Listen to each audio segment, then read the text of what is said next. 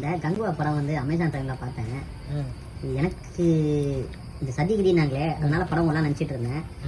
பார்த்தா நீ சொல்ல, நான் சொல்கிறதுக்கு முன்னாடி இந்த கங்குவா படம் நான் கூட தேட்டரில் பார்க்கலாம்.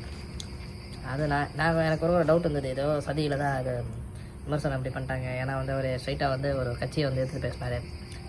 உண்மையில சதி நடந்துருக்கிறது உண்மை தான். அது வேற ஆள் சதி பண்ணது யாருன்னா, உண்மையில சதி பண்ணது சிறுத்தை சிவா தான். சிறுத்தை சிவாவும் ஞானவேல் ராஜாவும் சேர்ந்து சதி பண்ணிட்டாங்க. என்ன ஃபேமிலி ப்ராப்ளமாக எனக்கு தெரியாது, வச்சு செஞ்சுட்டானுங்க. தேட்டரில் அமேசானில் பார்க்கும்போது காதில் இருந்து பாருங்கள் 3 நாளாக என்ன தடவி நிற்க ரத்தம் நிற்கவே இல்லை.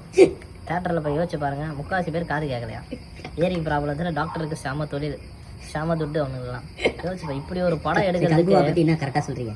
இப்படி ஒரு படம் கங்குவான் எடுக்கிறதுக்கு பெட்ஷீட்டை போத்தின்னு குளிருக்கு 10 தூங்கிடலாம்.